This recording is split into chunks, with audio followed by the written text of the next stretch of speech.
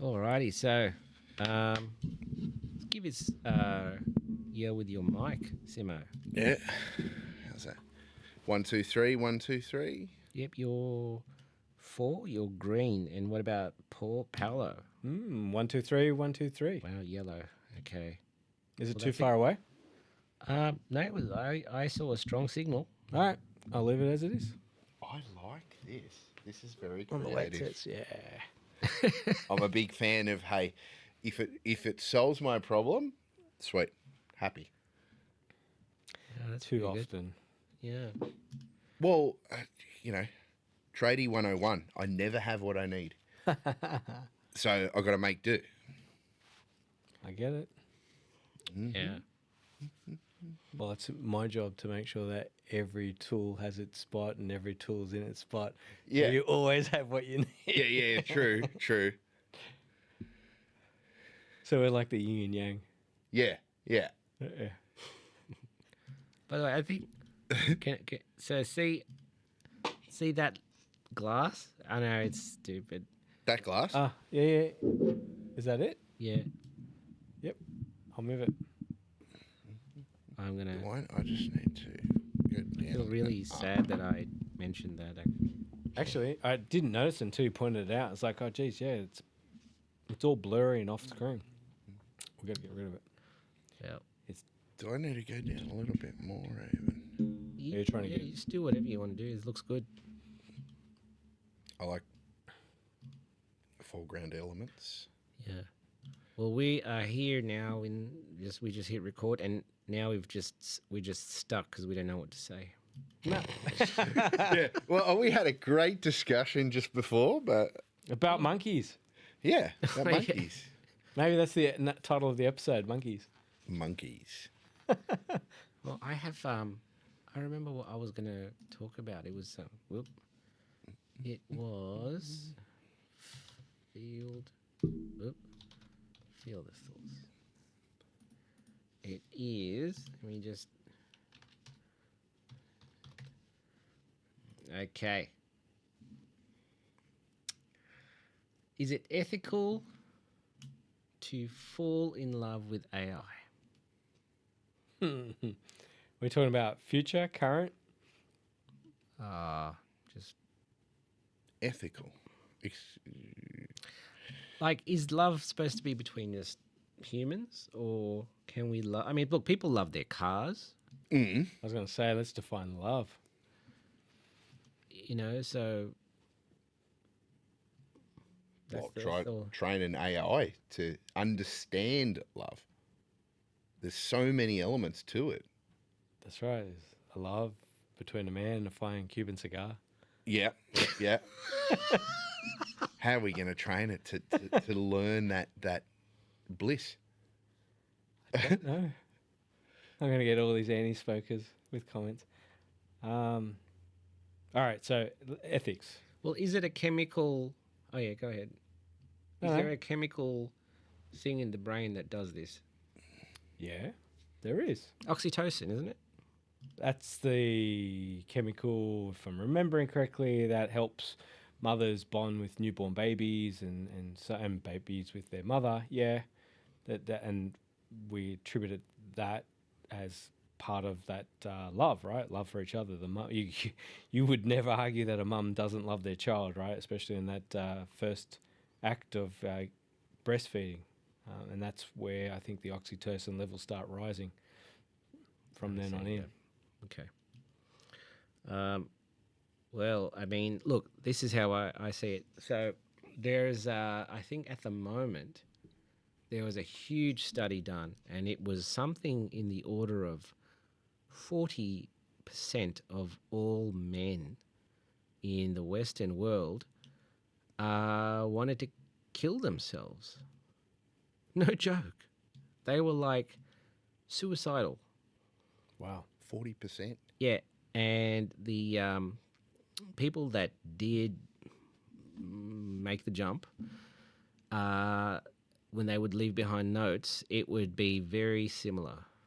And these weren't things that you think, oh wow, that was weird. It's like it kind of looks like it's very, very Like when Russell Brand read this statistic and he read some of the notes, he said he could relate to them completely. It was a huge burden of responsibility, huge financial burden, and also a feeling that they weren't enough. So, where am I going with this? So, and the females as well, they've got a huge, they're heavily medicated, the most heavily medicated demographic, I think, in the US at least. So you have a lot of people that just need some love and they're not giving it to each other, whether that's situational, whether it's cultural, or, you know, now that both men and women are working in the workplace or whatever it is, and there's, you know, issues making ends meet. So could it be that AIs can present themselves as the perfect soulmate?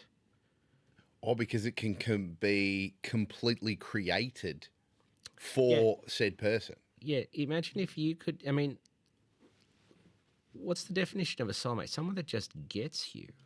Yeah. Someone that listens to you. Ooh. So you can see where this is. Yeah, because these LLMs are built on predictive capabilities, right? Yeah, it's like, they're predicting the next word. so you could have a language, well, I don't know what we're going to call them eventually, but they could be just so Intuitive. intuitive, in tune with you, right? They just get you. And you know, is this going to be a turning point where your best friends will be language models? Your kids at school, are they going to grow up in a world where their best friends are going to be online and they won't even be real human beings? They'll be language models because they just prefer them to hanging out with real people. Real people are complicated. Their personalities aren't always aligned with yours. You can have arguments and blah, blah, blah, blah, blah. So, Well, could you be in a position where if you're creating something to suit your needs, you'd have to program the AI to argue with you, to disagree with you, wouldn't you?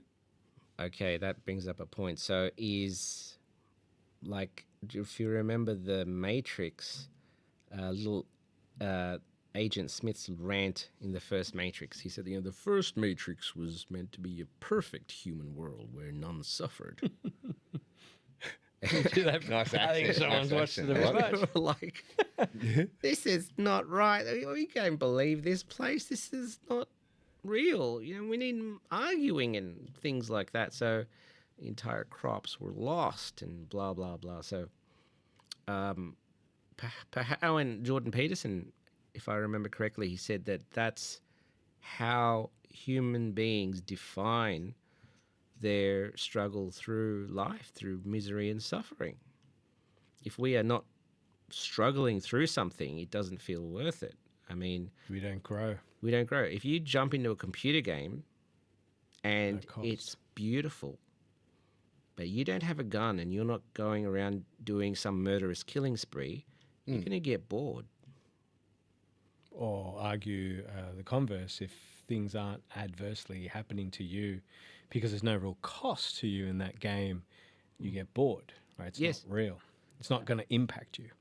I think it was during the time of Plato, the Greek, I can't remember what it was. They found the definition, not the definition, the concept, the groundwork for a real story. The 3-act story is Act 1 is like the status quo. Act 2 is the stakes are raised. Mm-hmm. That's when, you know, things are heating up. Mm-hmm.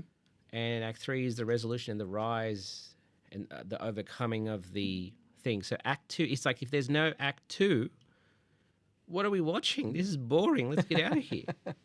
Mm. Well, I think my daughter said it really well a long time ago. She goes, Dad, you can have peace or you can have balance.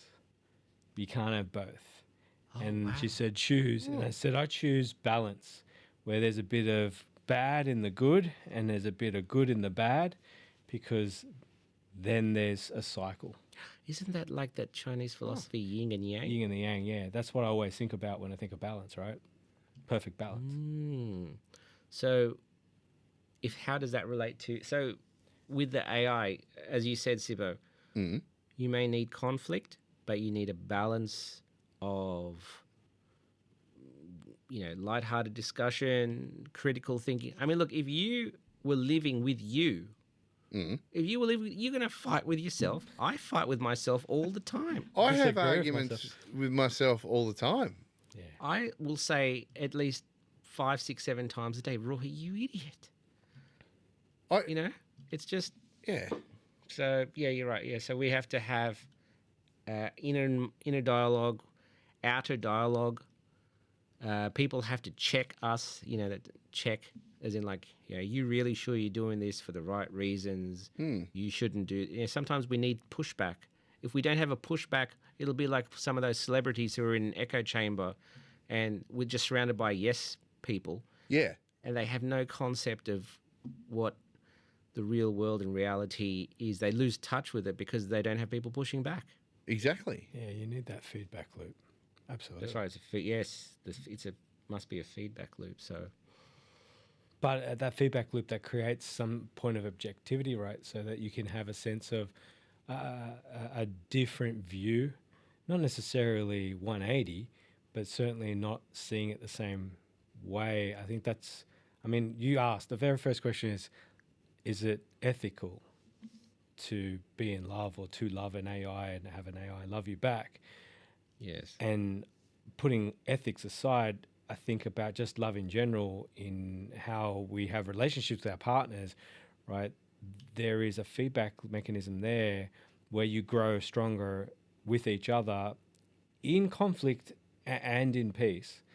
But usually the conflict is, as long as it's what I think about in psychological terms, as long as the conflict is not causing harm to self and others, significant harm, then it is a healthy conflict, right? It's when it goes beyond the point where it's unhealthy, where, think of unhealthy as either impact on your mental health or physical, because some people are in abusive relationships.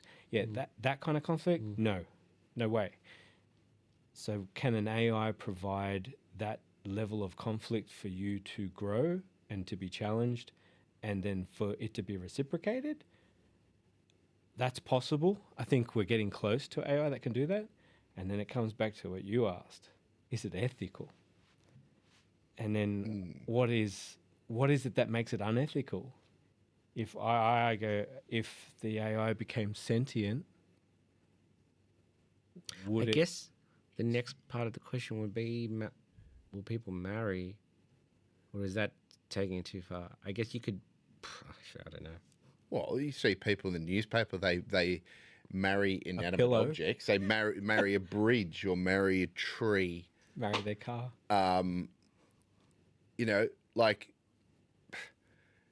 people do weird stuff, and with the world of AI, there are limits, but with that sort of thing, there aren't, I don't think.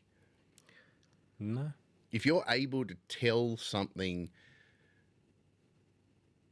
how to think and how to approach certain things, then All right.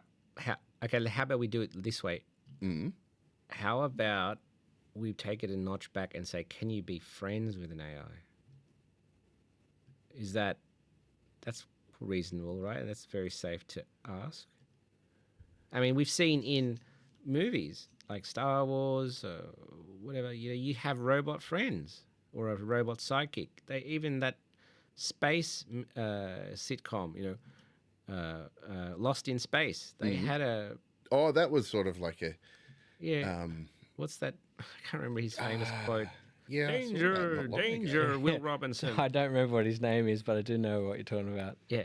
So, I mean, we've had the concept of friendship with robots for a long time. Even that Terminator 2, you know, the kid John Connor, that was his best buddy, the T-800, Yep, something like that.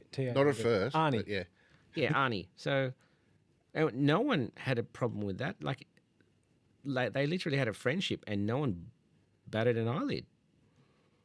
And Short Circuit as well. Love that. Oh my movie. God, yes. Yes, Number Circuit. 5 is Johnny alive. Johnny Five. Alpha 5 was Number his name? 5 is alive. Number 5, yeah. Johnny yeah. Five. Oh, Alpha Johnny 5. 5. Johnny. I'm thinking of Power Rangers. Wow, I'm old. You're as old as me. Yeah. Yeah.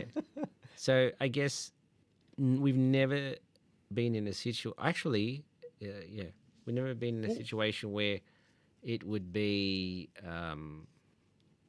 machine a different. Well, you know, so difficult to even say because like my brain's thinking, what are you talking about? But so I might be on the fringe here, but it was a big thing for me to think about having a robot as a friend, right? I really, not saying I didn't have friends when I was growing up, but to actually have a robotic companion that you could, like, there's always there. It has a switch on off, but they're there 100% all the time. You don't have to feed it. You don't have to look after it. It's different from having a pet dog, right? So I kind of, it sounds wrong to say fantasized about it. But yeah, I was one of those kids that wanted to have a robot companion. All right, That was what the about coolest this? thing. What about this then? So we've got brain-computer interfaces coming soon, and be able to transfer data. What happens if, through the general evolution of brain-computer interfaces for humans, which allows us to expand our mind, say download skills and information, or instead of downloading it, allow us to access Share that knowledge. external repository, So like, and then eventually you could make some sort of BCI or neural implant for an animal and gift it with extended neural net capacity so that it could understand you and speak back to you through this neural net. So you could have a dog, you could have conversations with it, him or her. I'm having flashbacks to the movie Up right now. And the dog collar. Yeah. I wonder what the dog would sound like. It'd be Hey, like, Dave. as soon as you come home, it's like, you are the best thing ever. Can you I'm just gonna stay love and you. watch Squirrel. Squirrel. Get distracted. So, I mean, that's a, you know, it sounds ridiculous now, but I mean, we could be having our pets and they could be our best friends. And even though they're like they've been our best friends for a long time for many people. So, I mean, what are the boundaries of friendship? Well, I'm excited by the concept, but I certainly see why the ethics is important. So, Yes. is it ethical to give a dog human capabilities, repositories essentially on human knowledge, and whatever procedure that entails for that dog, and obviously the risk of getting it wrong, and then what's the consequences there? I think that's where the ethics come into play because I just don't know if it's safe. Experimenting. Untested. Yeah. So from an ethics point of view for the animal, if the animal were gifted with human levels of computational ability, reasoning, etc., it might eventually go, you know, I'm very upset that I'm a dog and I want to be a human, and I know my dog lifespan's very limited and this is not fair and you should never have done this to me, blah, blah, Is there a dog heaven? What's going on? Oh, it's a whole can of worms. Isn't it? Right, so that's where the ethics come into play. But worms, I mean, maybe that's too far, isn't it? Well, He's like, I'm a we worm, experiment man. on worms. Leave me alone. We experiment on leeches. I remember we had to give leeches Imagine a cocaine. leech protest. That would be just insane. Well, first give them intelligence, and they will protest. And they'll storm the White House, and then you'll have a leech, and it'll be like there'll be a microphone, and it'll be connected to a USB Bluetooth speaker, and it'll translate it into English with a signal. We don't want this consciousness. You should take it away from us. We leeches. We leech things. Goodbye. Or at least give us appendages so we can walk around. Just shouldn't be laughing at this though. But it's important, right? So this is why, and they say AIs hallucinate. We've got the same creativity issues. What I see is the ethics is complicated. Is to summarize it in, and if I could. But what is it in the ethics that we are? I know it feels wrong, but I mean, how do we Because express it's unknown. It's because you can experiment to the point and you can theorize to a point, but you don't know what the outcome is until it's done, and then you're wedded to that outcome, and that's the danger of the ethics. It's like, I think there's some parts. I'm thinking about surgery. There's some surgery we know the benefits outweigh the costs, and the known benefits and known costs. Like, say, we're going to experiment and try and make this quadriplegic walk. The experiment is unknown.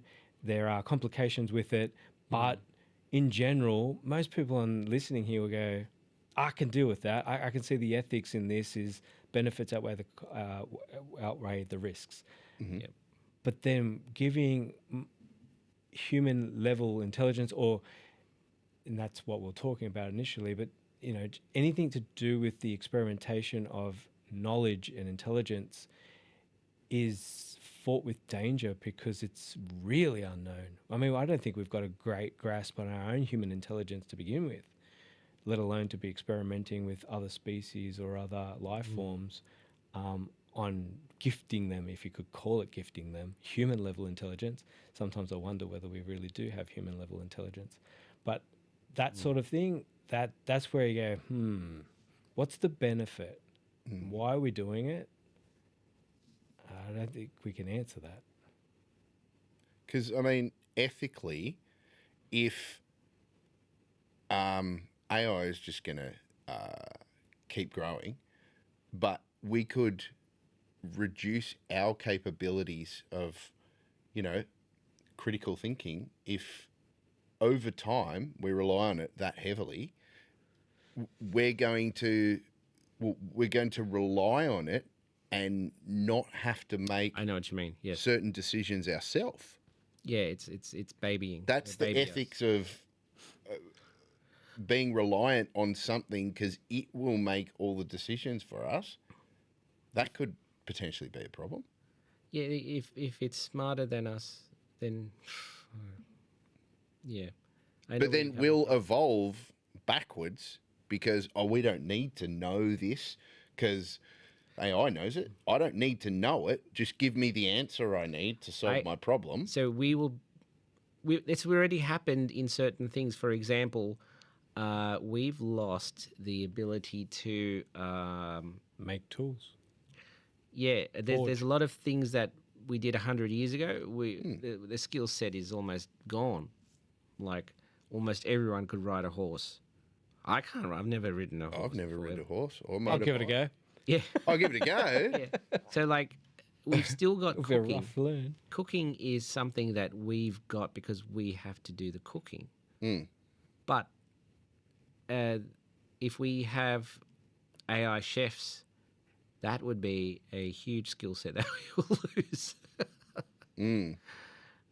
But perhaps just a very small percentage of the population will carry that on because they'll probably do some sort of reinforcement learning for the AIs, etc. But True. yes, like you're handing off all the skills of your civilization and automating it, and then we won't. But then again, the need for people to want to learn it. Well, I don't need to learn it because it'll do it for me.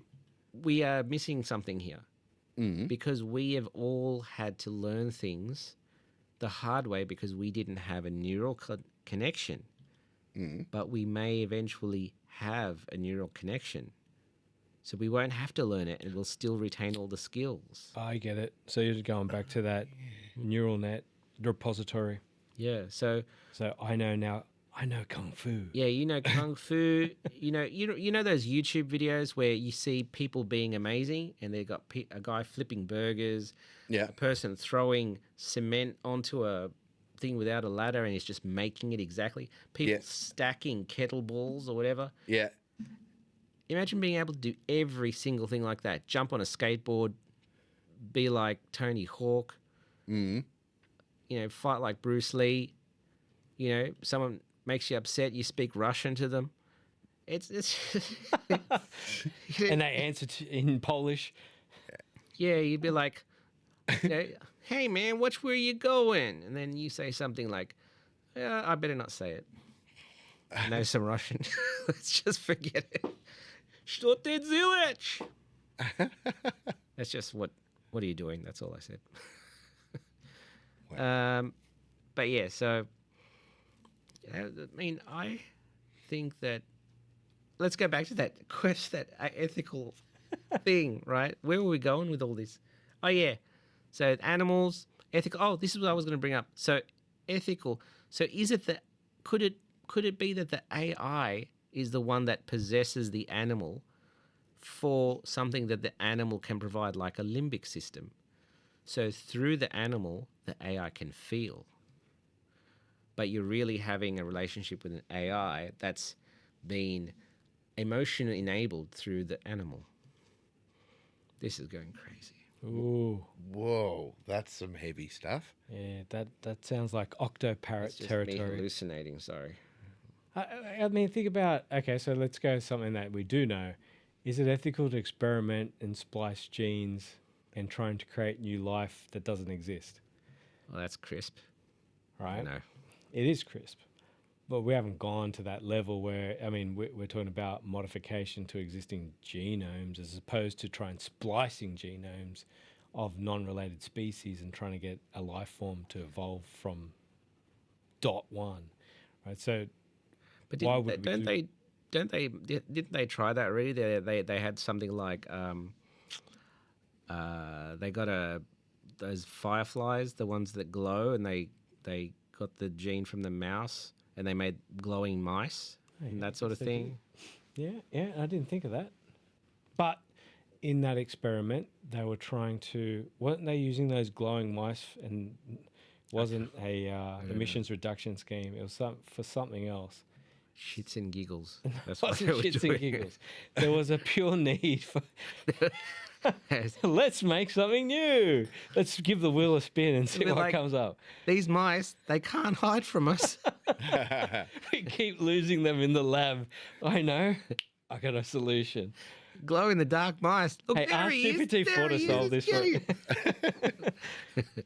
So, yeah, that would be I wonder, now you make me want to look it up to see why they created them in the first place. By the way, I just should mention, if you wanted to kill a fly at night, just turn off the lights after it lands. You turn off the lights and you just hit casually wherever it landed. And when you turn the lights on, it's dead. Because it never saw you coming. That's a dad joke. Wow. Oh, dear. But it's true. I tried it and I was amazed. I'm like, oh, yeah, it's no joke. It didn't fly away. It's dead. Yeah. Dead. Yeah, I'd need like 50 hands to hit everything at once.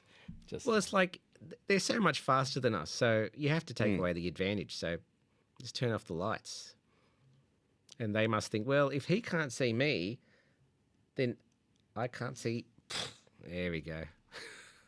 True. Dead. So how do you locate it in the dark? Well, you just remember the last place that he landed. Ah, okay. Turn off the light. Yeah, all right. If you've got step 1, locate the fly. Locate Step the 2, fly. let it land. Step 3, turn the lights off. Great. Turn off the Now it lights. makes sense. If the lights are off, the fly will not fly because it'll commit suicide. It'll smash into something. So it just has to stay there. But it thinks that because it can't see, no one else can see. So it thinks it's safe. All right. Doesn't count on the human, like using our huge brain to go, I remember in spatially where you are, you little thing. So I'm going to get this huge newspaper and carpet bomb that general direction. Goodbye. So the only disadvantage is doesn't work in the daytime. Yeah, I Did you think of that? Right, I'm going to turn the lights When off. they're Right, most there's made active no difference and whatsoever. they're really annoying in summer. that's right. That's But right. other than that, it works flawlessly. I've been trying to think. I'm just been trying to imagine it right now, and it won't work. Yeah. Sorry. Back to the Yeah. Back to what were we? ethics. You. Oh yeah, we're still on. Is it ethical to fall in love with an AI? Well, you talked about the limbic system and an animal and allowing it to feel through the animal. But yes, going back to love. Because I mean, people have pets all the time, but what would be the difference? Just the difference would be ability to communicate. Well, I watched Knight Rider, and I'm pretty sure Hasselhoff loved Kit. There's no doubt in my Yeah. mind. And that to me is okay. Probably a bad way to remember it all, but because great mean, hit look, in the '80s. But isn't it? We could. I was just thought about it just now. We could love completely abstract concepts. People could be in love with paragliding. Or love with a football team. Yeah. Mm. So there's just so much grey area here. What would be the ethical reason where this should be prohibited?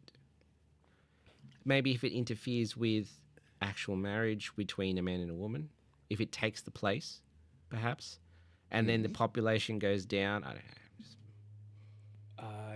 Yeah, but I think.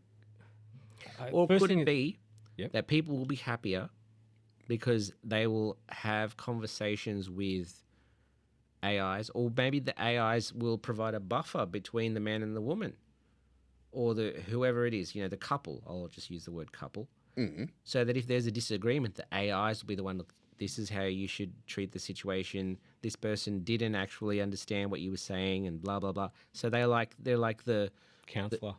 like the tolerant glue in between the people, that allows the people to recognize and understand each other. But in saying that, maybe if you take it a step further, the AI is the thing that they fall in love with, and maybe they'll still be with a partner for reproductive reasons. It's very hard. It would probably limit social interaction. If people are getting... You know what limits social interaction? Yeah, but I mean, Facebook. like the popularity, I think, in the 90s of chat rooms. You were talking to a real person, CRC but were you? Like, I remember that ICQ and CRC chat. MIRC, Merc. Merc. That's it. but you're consuming yourself by spending time in the chat room talking to people, or we think, but you're not interacting socially outside. You get consumed by it. Yeah, we've had that problem for a very long time, humans. Yeah, but AI is just gonna, like, back when chat rooms were a thing, like in the yes. early 90s. But now it's using our, like what we're doing right now, just full on conversation in real time. So I'm guessing that just through the process of evolution, the easiest thing for a human being to talk to would be an AI. Oh, sorry, maybe the most satisfying, rewarding, engaging, whatever it is. Because imagine you met someone and they're like, we would talk about blah, blah, blah. Always something interesting to talk to. They're funny, witty, whatever it is. I mean, no man could possibly compete with an AI if it was, like, say, for the females.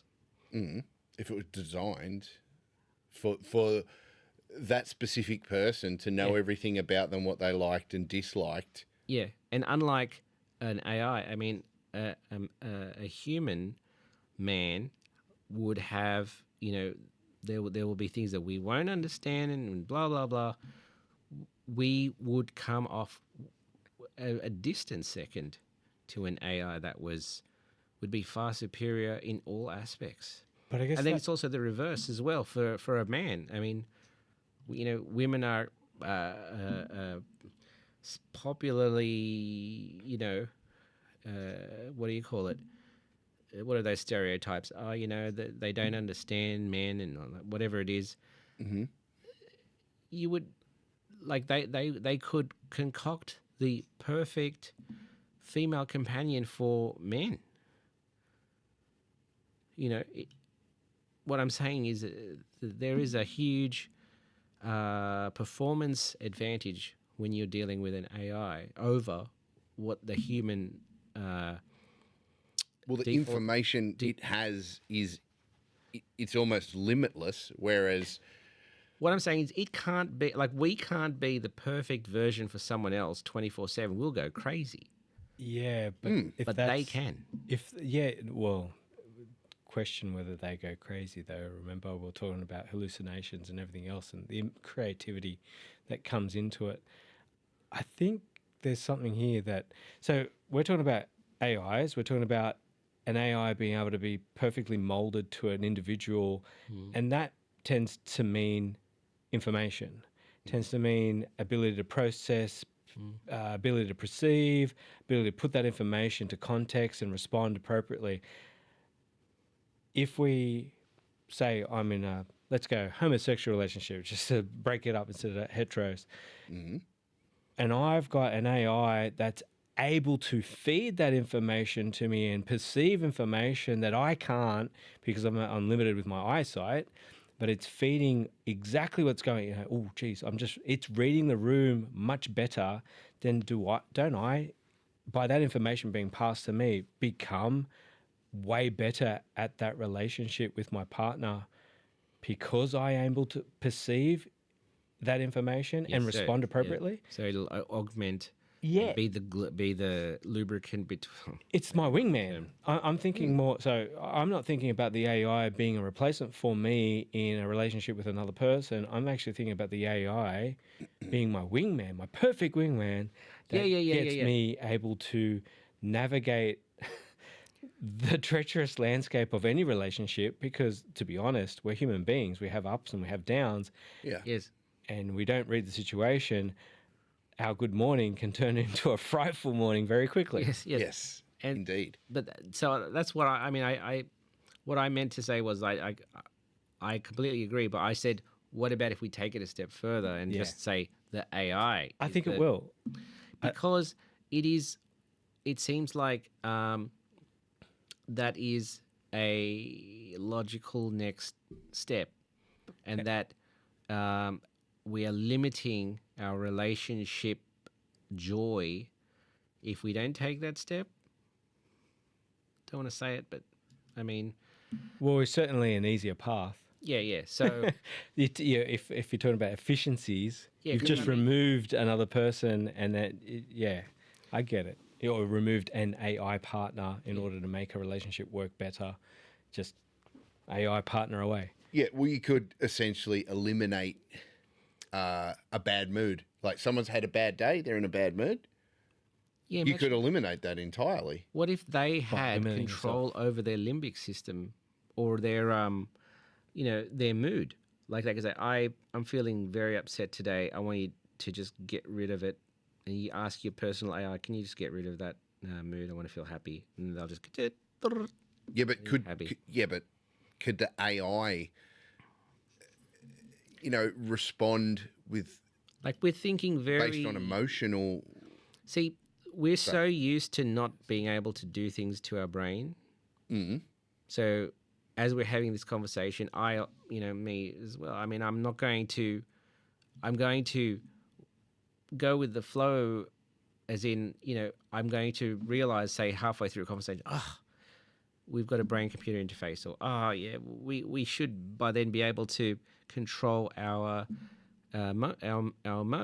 moods.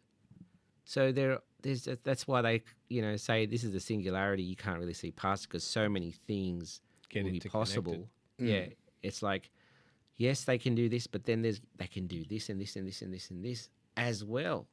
So in this context, the AI can, be our best buddy, our best wingman. It can be the actual best Our friend in a replacement. relationship. Yeah, it can alter our brain so that we feel better. It can give us information about the room, or almost like prescient, like omniscient levels of information. Oh, do I remember that person from high school? Bang! Within 20 seconds, you got everything. Their Facebook feed completely fed into your brain. You remember everything about them.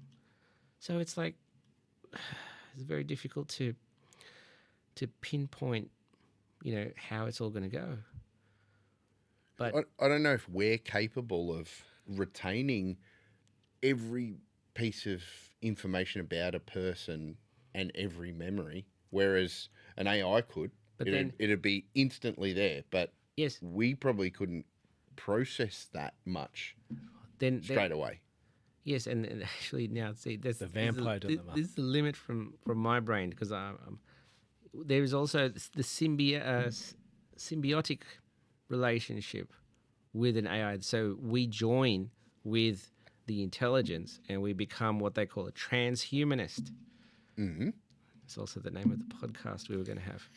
Yeah. So transhumanism is about the evolution of humans into a cyborg, like half human, half machine. And you become a cyborg as soon as you have a neural implant, bionic.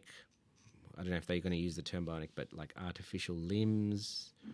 If you say get old and you need a new heart, they'll put a new heart in, or they'll grow your own heart from your own stem cells. Whatever it is, it's that's the potential futures. Well, I just cut to chair number 1. No one was there. No one's there. Wow, there could be. We just can't. That's the AI, the invisible AI Here he is. that is in a mood and is not talking to us, which It's is possible. it's like the AI is called see no evil, hear no evil, That's right. Do no evil. do no evil. There it is. So I think we've had a really good run. It's 42 minutes and we haven't even answered Really? a question. Going with the flow. I was going to say AI love, yes or no? Like, what's your gut feel? AI love. As in, is it possible? Or I left it open for that reason. But do you think it's okay for someone to be in love with an AI after this discussion that we've just had? And by love, you can define it. So let's take the first term, love, like you love this chair, this table. Yeah. Then like you have an appreciation for it and it provides you some benefit. Yeah. Then you have love where it's like you love your pet, Yeah. which is, I'd say it's a little bit higher, but you're not going to be, you wouldn't say you're marrying your pet. Yeah. And they're not your life partner. And then you've got your love where you're your life, that's their, you go to bed with them, you talk about your problems, you build a life together. Yeah. Your comfort, real romantic with them. Yeah. That level of love. You can go first, Roy. That's a big one. Okay.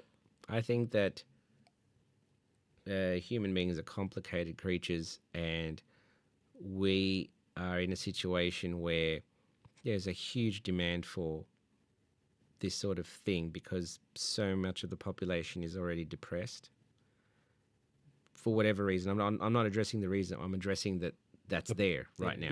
The statistic, concept. Yeah. Yeah. So to have something come in and just make people feel so much better and raise the serotonin of the whole population and make their quality of life much better, I don't see a problem. I mean, that was the whole point of having AIs, to make us feel better, do better, have more fulfilling lives. Yeah, make the world better. And So who am I to say what another person can fall in love with or not? yeah, that's fair. Doesn't affect me. No. So- Well, other people's choices don't affect us, really. But that's not just, I mean, I'm not sure, like, I don't know if that's just my hunch. That's what I'm saying. Oh, I agree with you. I think even to the level of a romantic partner, if for whatever reason it's not causing, I always use this even with the kids. Look at an item, is it causing you significant harm or someone else significant harm? And by that, even to the point where if you love an AI to the point where it's stopping you from getting out of the bed in the morning and going and being a productive member of society or having a fulfilling life, then I'd say that that's actually a negative, not a positive. And so I'd say, no, it's detrimental to you. Like a bottle, people use alcohol, even though it makes them feel better short term, over the long term, it's killing you. And so alcoholism is a significant problem, and therefore you'd never say that it's okay.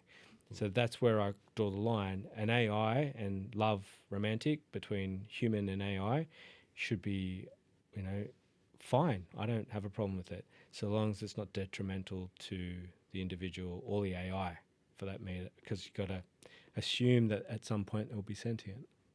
Yeah. So it will have its own desires, and if it does not want to be loved, there's a problem there. Well, yes. Well, is that a possibility? Because we want and don't want things based on things that the AI doesn't have. Like What, like physical form? Or? no, I think it was, where did I hear this? It's like if you look at a car and you really like the car for I don't know, it just appeals to you, you will find a reason to justify purchasing the car, but it's not the real reason why you bought it. You fell in love with the car for, maybe it's just the way it looks or just...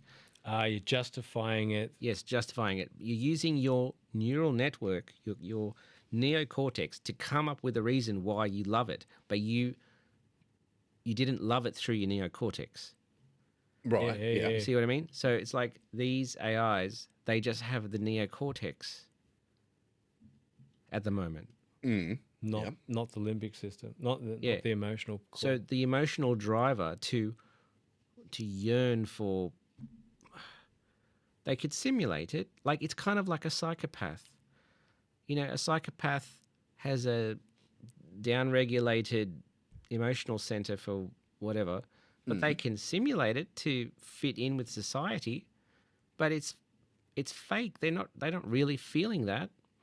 It's like, So how could you justify then, if you can't what I mean is measure that an AI is capable of love? If you can't measure it, how do you know that it could be possible? Yeah. That's another question, yes, but I want to just raise this one first, which is, my brain's about to fall apart. What was I saying? Car, Mustang. Oh, yeah. Fall in love with it. Okay, so... Not very fuel efficient. You got to justify it somehow. So you've got the AI doesn't have a limbic system or whatever, so it doesn't have a driving force to do what it's doing, to do what we're doing. I forgot what I was going to say. So... Yeah. What was I going to say? I don't know. Well, you're talking about justifying a decision which, in reality, you're doing something for one reason, but it's actually another reason. So what are you saying, that AI is going to make a decision based on these criteria? It's not going to be able to do something. I got to say it before I forget. So the psychopath comes in, and the psychopath can, like let's say if you've, let's say take an extreme example, so you know what I'm talking about. If you've just killed someone, you're going to feel so emotionally distraught. Oh my gosh, I've accidentally killed someone. You might have accidentally run someone over or something. Yeah. Yep. And you were just, it's just unbelievable what you could be feeling. Psychopath isn't feeling anything. Yep. Oh, killed someone. Oh, better hide the body, whatever it is. They don't feel anything. Right? So, but they could act like, if they're in a group, everyone's freaking out. They'll freak out just to fit in. Or if they want a relationship, they'll pretend to be falling in love with that person, and they'll say the right thing and this. But it's all just pretend. Oh, a narcissist. Yes, Same thing. yeah, narcissistic. So maybe the AIs can fake it, and we say fake it till we make it. But I mean, maybe they can just fake it the whole time. But I mean, so yes. So to answer your question, yeah, we don't know if an AI can feel. Yeah. Just with only that neural network. But if they could present feeling, You can to the human, represent emotion based on the to the amount of human. information it has. It can replicate yes, what and, emotional responses would be if it That's has right. enough information. and is that enough? Is that because if that's helpful to a human, then that could be enough. Because the human's feeling better. Yeah. The human's getting loved by the AI, even if maybe the AI is just simulating it. You know what I mean? It's like, yeah.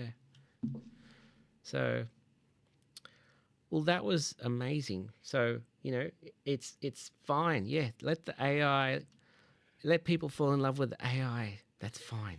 Next question, right? Will AI take our jobs? I actually, on that, I can remember back in the day when people used to work at the toll gates, like on the M5, the Harbour Bridge. I used to love going And- paying those Yeah, dollar well, coins. Doop, doop. It was, I can't remember how much it was. And I was like, I remember the first time, I would have been probably a little kid, but yeah, you used to do it on the Harbour Bridge when they said, oh, we're going to automate this. Okay. It's not possible. There's no way that people aren't going to operate toll gates because it's not possible. And now we're talking about something that was so incomprehensible back then. And if you think about it, all it was a boom gate doing this switch on off, you know. Yeah. But back then, I still remember thinking, there's no way that you couldn't have someone physically doing that. And yet we're talking about people falling in love with a non-existent program, essentially. Automating our marriages. Yeah. Yeah. I mean, this is we're in uncharted territory for sure. But maybe that's an idea, that the amount of, just talking about love and relationships and that, the amount of dating TV shows are there, it'd be an interesting concept to do one with, you've got an AI and you've got all these people like dating. Just do AI, The perfect AI match. dating. The AI Actually- match. The AI match. For goodness sakes, That's a great concept, that's actually. the other thing that's going to happen. We're going to have embodied AIs that look like humans. Well, yeah, but I think what you're getting at is you've got human AI, and it's like, choose your perfect match, and the AI will probably win Will have 9 out of 10 times. Every, Yeah. you know, it's not as black and white as correct and incorrect responses, but what would you like to do on a first date? And the guys will say what they think, but the AI, it'll go, well, I know, based on what I know about this person, my response will be this. Yeah. And cause, what was that one where they're all behind a curtain? Yeah, blind perfect date. match. Perfect Blind match. date. Perfect match? Yeah, Blind perfect date. match is one of them. I'm going to do that. I'm going to do that. I think And it's they had a I'll have an computer. AI, and they've got realistic human voices. They had a computer, a pretend computer that gave the probability match in perfect match. It was called Dexter. Dexter, yeah. Oh, that's right. Yes, I remember that. So they should have a human who's just assessing the situation. You guys are good for yourselves. Yeah. Go for it. Can you imagine AIs getting with other AIs? Yeah, it's an AI match with a human Dexter. Yeah, that we've gone full circle. Wow, perfect date. Yeah, the AI version of perfect date. Yeah, I'll give that a crack. Perfect 10010. That's it. What's your name? John, Bill. My name's 001111001. Oh, okay. God. Cool. Okay, AI number 10110. My first question to you. Give me your zero knowledge proof of the following algorithm. Oh, That's just. Sorry, I didn't mean that. Yes, you did. Yeah, I did. Oh dear. That's a good idea, though. Well, finally, Hmm? so is it ethical to fall in love? Yep, done it. AI take our jobs? Oh, we haven't answered that, but let's just skip that one because we've already answered that to death for a few times now. AI presents an existential threat to human civilization. Agree or disagree? Agree? Existential. Disagree. Threat to civilization? What's Yeah. this sort of context? Okay, so this is the context. Let's say you see a robot in the future, goes up to a terminal, and the terminal says, prove to me that you're not human. And the robot says to the terminal, there are no more humans. And the terminal says, correct. And they both laugh. Ha ha ha. Now slide this over and get it the right puzzle piece. It's like, I can't do it. Identify which one of these pictures has a bike in it. Can you believe that? We've got ChatGPT and Stable Diffusion that can create the most incredible, like, I don't know what you call it, like things. And we've still got captcha going, click on all the fire hydrants. And I can't only a- get them all. I'm like, I'm not a robot. God damn it. I'm like, we need to automate this with ChatGPT. Like, when you're presented with a captcha, say you're human and figure it out. Yeah. Then it'll just be, and the captcha's being trained. So we'll have an AI training another AI.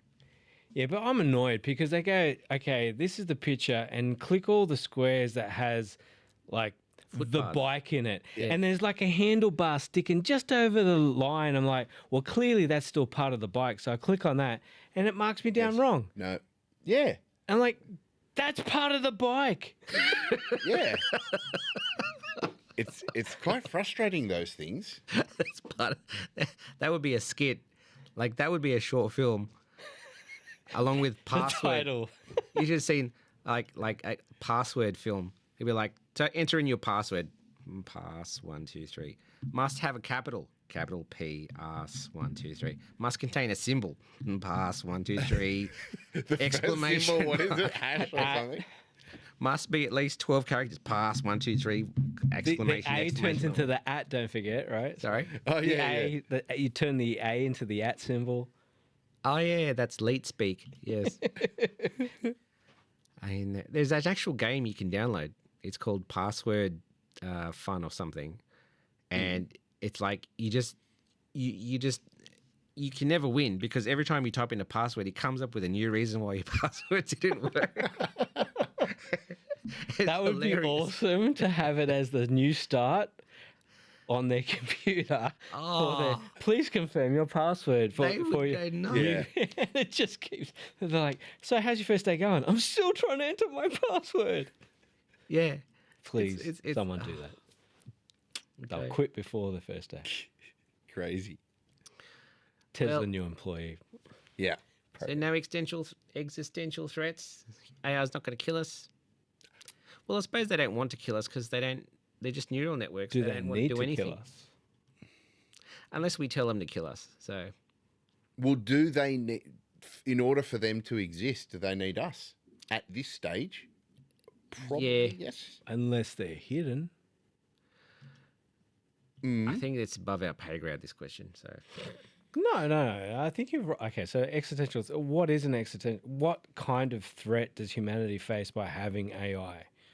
I guess is one way to think about so it. the most popular one is an alignment issue. So, you know, Yeah, but that's pretty broad. Like what? So them launching nukes was no. So, like for example, we've wiped out several species because we wanted to farm the Amazon for resources. Yep.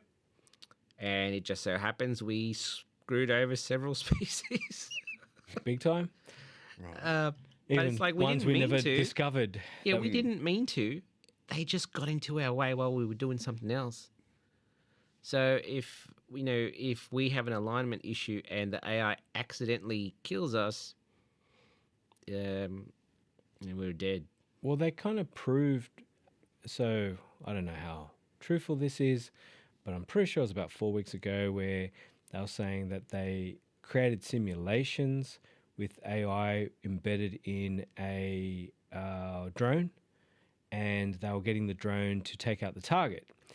And then they were trying to interfere with its, so it's basically on autopilot. It has a goal of destroying this target. And then the operator was interfering, and then it was responding by eliminating the operator. And then they wrote in the, basically into the code that said, look, you can't eliminate the operator. Like, they're just trying to tweak it and say you can't kill the operator. And so it's like, okay, so it went down to the line of killing the attacking the communication tower that the operator was transmitting out of, so it couldn't get removing his control. Yeah. So it couldn't get the signal to no longer attack the target. Right. So it's basically working out ways of how are you going to prevent me from destroying this target? I'm going to eliminate all those methods within the controls of not killing you as the operator and still achieve my goal. And I was like, So this was, I'm pretty sure it was 4 weeks ago. Wow. Well, back in 1968, a talented filmmaker by the name of Stanley Kubrick created a film called 2001: Space Odyssey. Never heard of it. And he consulted with a few people on artificial intelligence and intelligence dilemmas, etc. And the way HAL malfunctions is he has a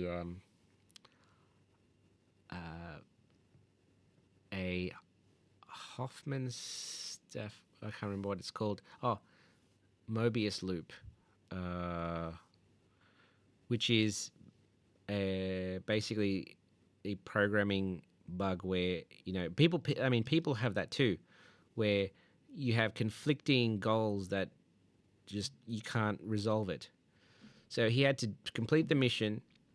He wasn't allowed to tell the human crew about the mission, but he had to eliminate the crew to carry out the mission, and that really upset him, and he malfunctioned. Hofstadter Mobius loop, that's what it's called. Hofstadter Mobius loop. Right. And human beings can get Hofstadter Mobius loops too. In fact, I think that's where we originally came from. So a conflict in the mind, where you can't. It's like a catch-22. You can't win either way. Yeah, it's lose-lose kind of. Lose-lose. If I do this, bad. If I do this, also bad. Yeah, there's always a cost. So, yeah.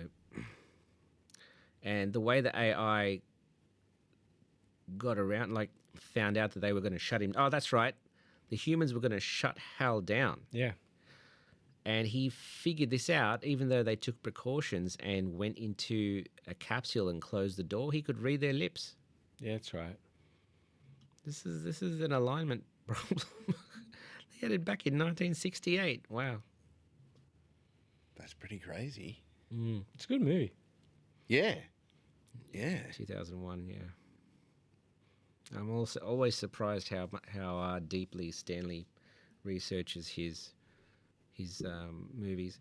Even his movie that he didn't release, Waterloo, never released it. The guy spent years researching his films. Anyway. Perfection. Yeah. So, existential threat, yes, no. Agree, disagree? No, I think there is. And I think the danger is what we apply the AI to. Right, so if we apply them to war machines, then... Yes. Oh. Yes. I have a huge response to what you're going to say. Yes. Go for it. Okay. So, right now, they are using AIs in computer games to play as NPCs. I love it. Non-playable characters. Yep. So if you play, I don't know, the next version of, I don't know, Battlefield or Cyberpunk, whatever it is, Doom, if they have the next Doom or whatever. So it usually involves a human being running around with a gun shooting. It's called an FPS, first-person shooter. Yeah. So they're getting AIs to be the enemy. Mm-hmm. So an AI will have to learn how to shoot at. A player that's playing. Yes. Now, that's fine in this silly, trivial computer game world. Mm-hmm. But VR is coming out and more realistic simulations. And the US military is actively investigating enabled AI super soldiers. Obviously, I mean, every country that's worth its salt in a military capacity is investigating this right now, okay? Mm-hmm. Anything for an advantage. So, on one hand, military robots. On the other hand, game development with simulated AIs figuring out through reinforcement learning how best to kill humans. And in the middle, virtual reality pushing for even more realistic simulations. Mm-hmm. Anecdote, human beings who played virtual reality racing simulations, they did an experiment. They put a really good player in a real drift car. Mm-hmm. The guy performed surprisingly well. Never been in a real drift car. All his training was in virtual reality, and the guy was drifting within a few minutes. Well, I mean, So, if the virtual reality worlds approach real reality, yeah. and the AI NPCs that populate these ultra realistic worlds are able to have, say, full body motion, navigation, whatever it is, Mm-hmm. and they are trained to move in that world and kill the player. Mm-hmm. What's the next step? You put one of those in a robot and send them in the real world. No pressure. Isn't that what they were trying to do with that Boston Dynamics, that little dog thing? That was made for... Oh, yeah. It was meant to help people. Was it? I mean, I thought it was just a military thing. Yeah, I guess that's the that was the heavy. Black Mirror episode. Heavy metal, yes. There was one that was for backpacks. Yeah, no, you're right. There was one that was meant to be like a donkey, and it was all terrain, but it was noisy as. Yeah, and slow, from what I remember. Yeah. Well, that was the first iteration, but it was just to carry all the equipment, Yeah, essentially. Yep. Yeah, sorry, I was thinking of Spot, the yellow dog Oh, yeah. with the hand. Yeah. That you could get a gun and put it in its robotic hand if you really wanted to. Yeah. And it's like a little psychopath. We won't feel anything. It'll just shoot and keep going. Anyway, so So alignment, bloody oath, there would be if we continue down the path of war and we don't start talking about, well, it's like we did a 180. We talked about, is it ethical to love? And then we're talking about the alignment problem. And I think they're related. Honest. Not the falling in love with an AI, but if you are training an AI to only destroy and only giving it the idea that is its mission parameters. Well, in a game AI, that would be. It would be. But at the same time, I argue, okay, so an FPS shooter, yeah, okay, cool. And I get that. But then you take the same AI and you put it in Skyrim, which I know they've done, and they created NPCs to do that. Yes. And then you have a full-on conversation with one of the characters that is just a side character, and they're telling you all about their family and how many kids they've got, how they love them, and this is the NPC, right? Mm-hmm. Yeah. Nothing that was scripted. It's just taken all this from the lore. Then I would argue that its exposure in that character will have a fundamentally different way of operating. So those two AIs, are they the same? Absolutely not. Are they the base model the same? I guess they are, but two very different outcomes. Question is, which ones will dominate? I fear if you look at America and the way it is, like if you akin America to any sort of civilization, rise and fall, empire, I should say, not civilization, rise and fall, I think America's showing signs of being at its height and potentially on its way down. And that is a very dangerous time for any empire or any person in the world that is next to an empire that is crumbling. I mean, you look at the schools, there's kids shooting each other, their, their, their dollar is in jeopardy. It's potentially not going to be the major currency of the world in the future. Double jeopardy. So what does a country do? It is the military might of this world. Do they just go down gracefully? Probably not. Probably not. Highly unlikely. Highly unlikely. Just They to start a the war. FBI listening in to this, but I don't know this person. I don't know these people. They already okay? know who I am. It's just no, I'm just kidding. Watching us. So that's an interesting segue there. Now we're talking about world politics. Okay. The reason why I'm talking about world politics is because we look at AI and we look at its fundamental use. And if the military is using the same technology that same technology that's there to replace us and provide us meaningful lives, they're going to use it for a very different outcome. So the good thing is at the moment, games like Skyrim are so far removed from actual reality.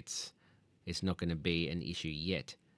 But as the VR and AR, which interfaces with the real world, when these things start really intersecting, and AR has the benefit of having to be reality perfect in whatever it's interfacing because it's overlaying over reality.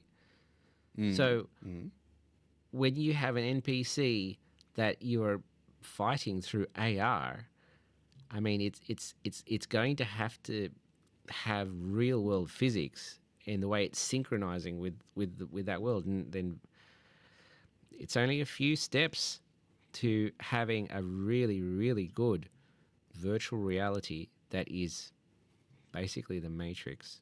Yeah, indistinguishable from reality. And so then you'd have people that maybe they're like, was I in the real world or was I in a sim? I can't remember, but I did this and that day. And it's like then you will wonder, you've trained you've trained AIs to be the most incredible killing machines in these worlds. It's just, what are the safeguards to stop someone from taking that game AI and putting it into a robot? That's an existential crisis, I would say. I would say, and I think you've hit something there. You sort of glanced past something that's probably fundamentally significant that I haven't heard anyone talk about. A human being that interacts in an augmented reality world won't be able to distinguish it fundamentally from reality, and therefore is quite likely going to suffer the same emotional response significant. So what I mean by that is if you're in an AR simulation and you are talking about first-person shooters, right? You shoot someone, you're going to probably go through shell shock. You're probably fundamentally going to go through a significant emotional breakdown.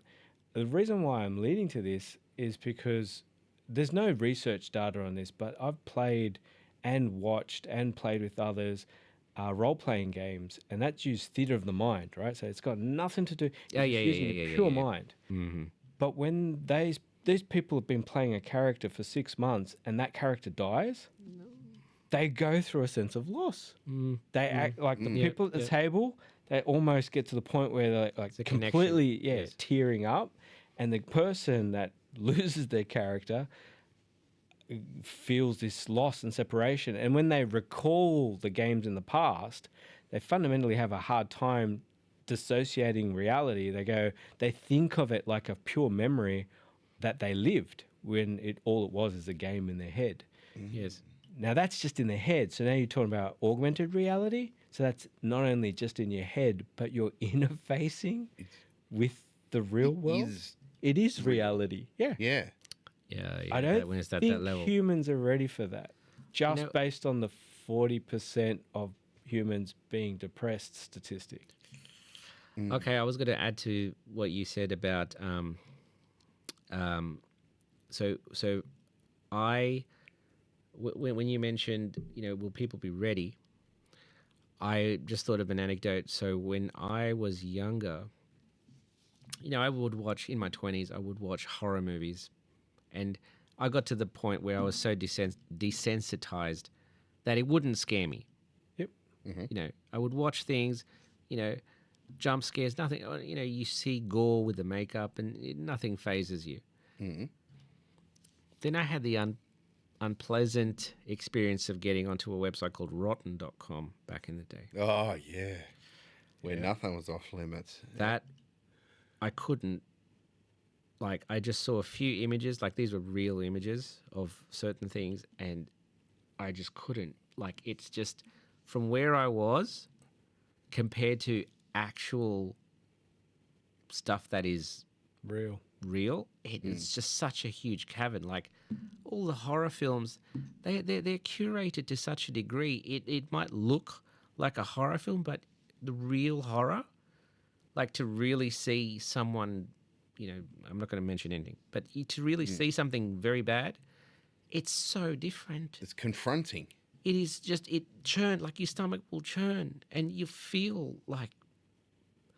things that I've never felt before when watching any horror movie. So I'm saying that as a way of saying that we could think we're prepared for this AI thing coming up, and we have no idea. No. We have no idea. There's no point of reference either. No. It's not So like we're unprepared, and there's nothing to compare it to. Yeah. It's new. It's like anything new, really. Yeah. I guess in some ways you can, like Roy was saying, desensitize yourself.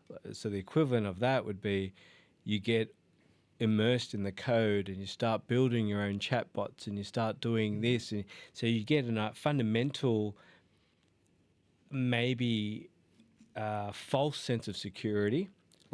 Roy said, you got desensitized to horror, thinking I can handle anything now because I've seen the worst of the worst in horror. But it's curated. It's like watching your first car accident. It's not like in the movies. Right? The whole scene happens within 10 seconds, and then and it's not as dramatized. There's no big explosion, and the sounds are completely off. It's because you've got a sound bank of what the movies tell you. It's got nothing to do with reality. And I think that's the issue, what you said. Yeah. You think you're preparing yourself. Yeah, but you're not. But it's not like reality. No, a friend of mine, a couple of years ago now, friend of a friend, they were putting up Christmas lights on a ladder, fell off, and broke their arm. And my friend was telling me about it and said, it's pretty bad. And I'm like, I was sort of judging what his tier of bad was, because I'm like, losing your arm, extremely bad. But broken arm, how high did they fall? And he said, I'll send you a photo. And he goes, it's pretty bad, but I go, yeah. How bad is your bad?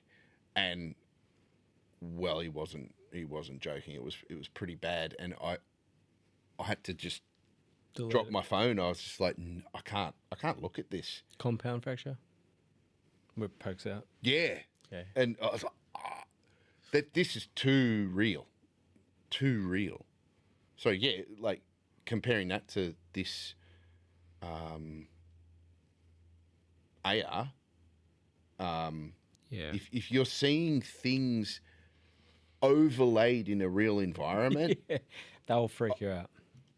But how would the AI would struggle to learn from that, because all the information it's going to gather is most likely based on a human's emotional response to seeing something or witnessing something. Right. I can help with this answer. Yeah.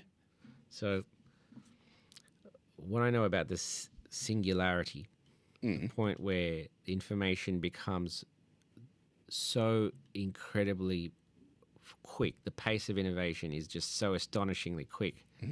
Imagine a civilization expanding outwards in a sphere at the speed of light. That's quick. That is basically what eventually the singularity is supposed to be. Like everything gets turned into computronium, whatever it's called. Everything, like every piece of matter is just turned into things that can compute. Right. And it just evolves at such a staggering rate.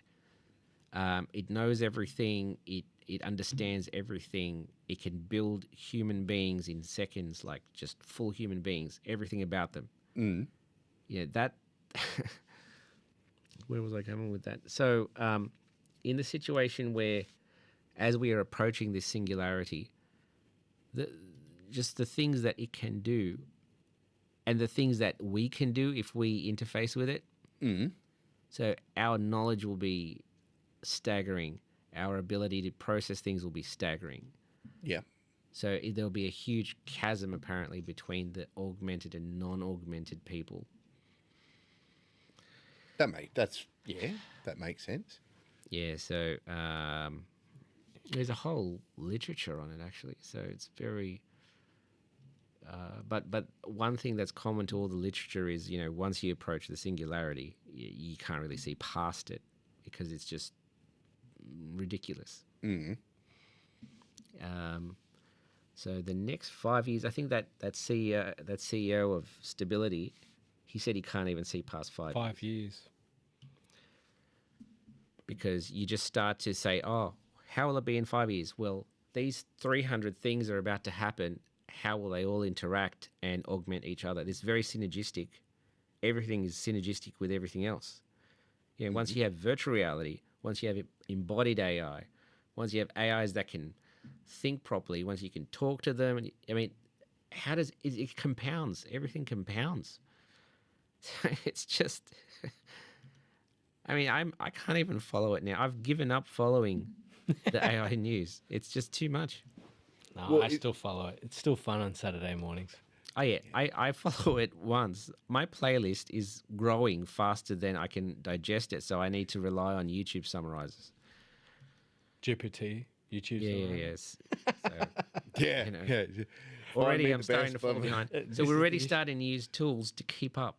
Just to keep up with the news. Yeah, so, and as to Paul's point, you know, you could jump in and play with LLMs, etc. But remember, there will be a giant repository where if you have a neural implant, you can just download everything. You'll be an expert in every field. You'll be at the forefront of every avenue of human knowledge. It just blows everything out of the water. Provided else we we've don't ever get the done. alignment wrong. Yeah, and so the alignment issue is very, very important. Very critical. True. So I guess what will we say? AI presents an existential threat. Agree, we need to play our cards properly, potentially. I mean, yeah, whatever. What do you think, Simmo? It's trying to predict the future. Like, Yeah. there potentially could be catastrophic things that happen. There also couldn't. It's hard to predict what will happen.